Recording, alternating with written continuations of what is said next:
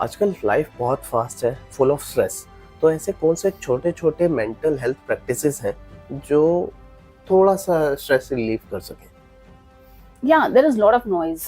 बहुत भाग दौड़ भरी लाइफ हो गई है हाँ सबकी, जी। Specially in metro cities we हाँ सी जी। दैट।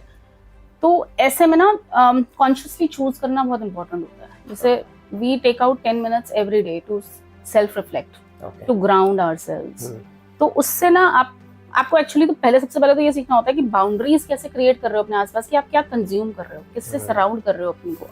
एंड आप पॉज ऑफन ले रहे हो या नहीं ले रहे हो। एग्जैक्टली 5-10 मिनट का पॉज लेकर के थोड़ा डीप ब्रीदिंग एक्सरसाइज किया या 10 मिनट का मेडिटेशन किया in between the hustle bustle of life, वो बहुत जरूरी है। अगर आप वो प्रैक्टिस करना सीख लेते हो ना, तो आपका इमोशनल इंटरनल क्लाइमेट ना ड्रास्टिकली चेंज होना शुरू कर देता है। Okay. So in this fast life, it's important that you learn to take a pause. And वो जो pause होता है, stillness होता है, वो कोई luxury नहीं होती, वो survival है।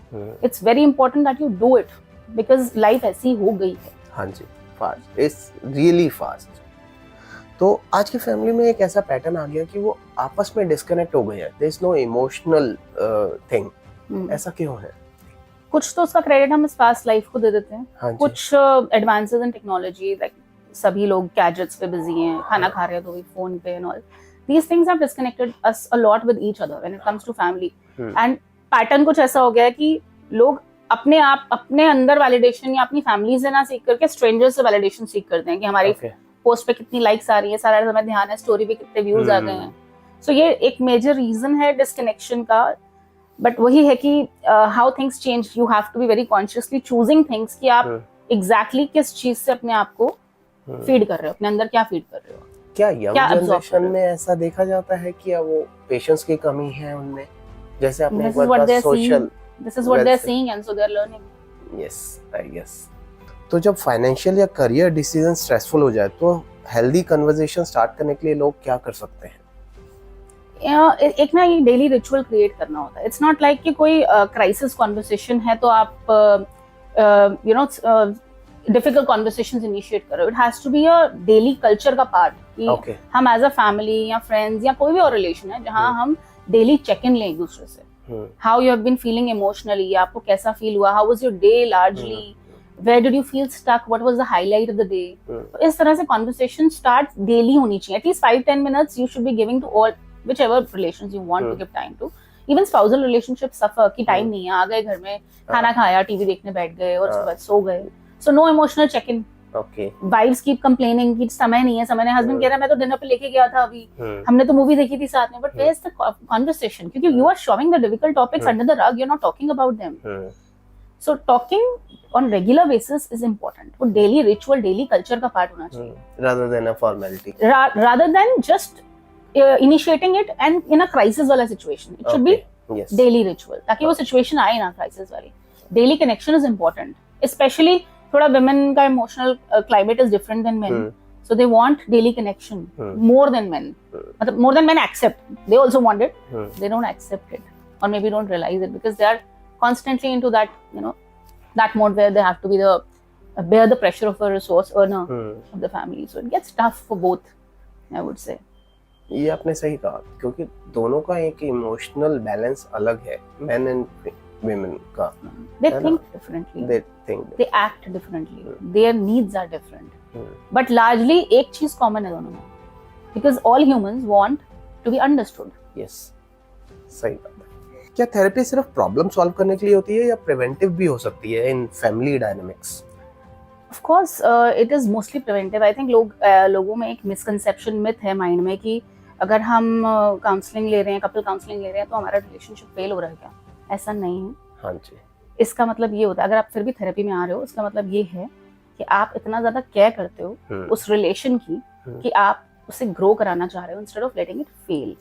आप कोशिश कर रहे हो, वो चीजें इतनी मैटर कर रही हैं आपको that you are actually thinking about fixing the issues already there और may be trying to grow together. So therapy का मिसकंसेप्शन जो है ना, लोगों के जो दिमाग में स्टिग्मा है, that I would like to eliminate by saying कि it's important. Every human is dealing with something, everybody is fighting their own war, but the fronts are different।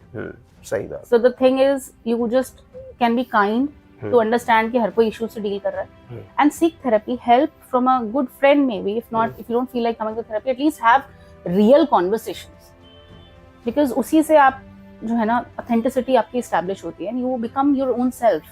Okay. सही बात है. तो एक एडवाइस जो हर कपल या parent को समझना चाहिए, to ignore any kind of conflict between them. Everybody should learn to take a pause. Okay.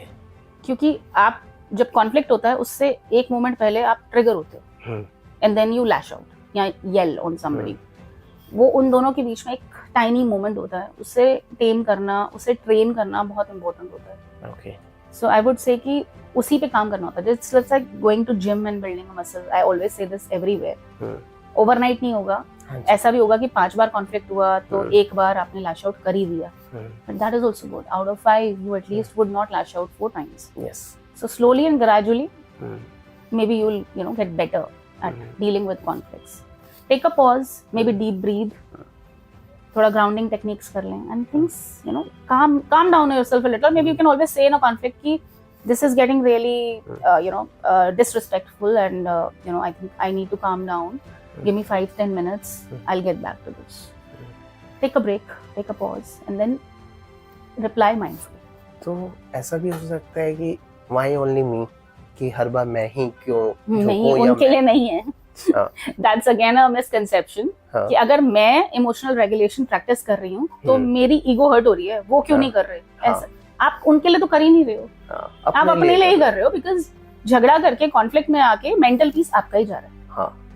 सो अगर आपको मेंटल पीस चाहिए तो आपको अपने आप को रेगुलेट करना है. और मोस्ट इंपॉर्टेंट पार्ट इज आप दूसरे को नहीं बदल सकते. आप सिर्फ अपने रोल को ध्यान दे सकते हो कि आपका क्या रोल है इस कॉन्फ्लिक्ट में और आप कैसे चीजों को चेंज कर सकते हो अपने एंड से. If you respect that relationship. हाँ, ऑफ कोर्स, दैट्स द प्रेरिक्विजिट. हाँ जी. आज की यंग जनरेशन जो है इस तरह से चलती है कि किसी ने कुछ भी बोल दिया और वो हर्ट हो जाते हैं. क्या उन्हें सेल्फ अवेयरनेस होनी चाहिए कि इतनी अथॉरिटी किसी को नहीं देनी चाहिए? होनी चाहिए, बट नहीं है. Plus there is lack of emotional regulation also. Too much वही बात है कि कुछ माहौल ही ऐसा है, सोशल मीडिया पे कंटेंट भी कुछ ऐसा आ रहा है जहाँ रिएक्शंस और रिएक्टिवनेस दिखाई जाती है. वे किसी ने बोल दिया तो लगा दो जी उसकी क्लास अच्छे से, चिल्ला दो. और रोड रेज भी इतना, मतलब these are all the common things. कोई जानबूझ के नहीं करता, बट रिएक्शंस और रिस्पॉन्डिंग में फर्क समझना बहुत जरूरी है. Response is mindful. थिंकिंग के बाद आप जो जवाब देते हो वो रिस्पॉन्स होता है, और जो आप एकदम से फट पड़ते हो वो रिएक्शन होता है. ओके. सो वो दोनों के बीच में डिफरेंस लोगों को कम समझ में आता है, specially the young generation. They need to learn it. And ऐसा नहीं है, I have seen lot of young kids who have been very self aware, and that again I would say lot of environmental factors contribute to it. कि आप क्या देख रहे हो? आप देख रहे हो कि आपके फादर जो है लड़ झगड़ लेते हैं, कोई कुछ बोलता है फटाक से जवाब दे देते हैं, चिल्ला देते हैं, या अपनी हेल्थ पे चिल्लाते हैं. So you learn that too. लेकिन अगर आप देखते हो वहीं कि पेरेंट्स हमारे बहुत ग्राउंडेड हैं, हेल्थ की बहुत रिस्पेक्ट करते हैं, so they also become respectful towards them. अगर फादर को किसी ने देख लिया कि किसी ने गाड़ी पे हल्का सा स्क्रैप कर दिया तो चिल्ला रहे हैं या कह रहे हैं चल यार कोई बात नहीं, ठीक है, चल भाई चलते हैं, तो वो भी वही सीख जाते हैं. वही बात है कि आप क्या देख रहे हो ग्रोइंग अप. बहुत चीजें मैटर करती हैं. What you are seeing is what you are learning. तो आप एक डिजिटल क्रिएटर भी हैं. ऑथेंटिसिटी कैसे मेंटेन करते हैं अपनी पीस को प्रोटेक्ट करते हुए भी? Authenticity, तो I take examples from real life. Whatever I'm seeing, I pick and educate and reflect on that on my page. Mostly the content is educative, largely reflective होता है, because जो मैं face कर रही हूँ, जो मैं देख रही हूँ अपने आसपास, जो मैं लोगों को समझा रही हूँ, this is what I'm creating. Lot of couples come to me, तो जो general issues वो फेस कर रहे होते हैं उससे related content I post. It's mostly real life. Whatever I'm seeing, that's what I'm making people learn. आप एक बहुत ही मीनिंगफुल कंटेंट बनाते हैं, लेकिन लार्जली कंज्यूम किया जाता है क्रिंज कंटेंट. ऐसा क्यों? Choice. It's a matter of personal choice. अगर मैं माइंडफुली ये चूज कर सकती हूँ कि मुझे अपने अंदर क्या, मतलब मैं क्या कंज्यूम कर रही हूँ डेली बेसिस पे, या मैं किन लोगों से अपने आप को सराउंड कर रही हूँ, तो ये चॉइस ही है ना. हाँ जी. Lot of people like cringe, so they choose, and I would say toxic content देख करके अपना दिमाग को टॉक्सिफाई करते हैं. Some people don't. So it's a matter of choice. Everyday choices that you make matter. and that these are the things that make a lot of difference in longer run also.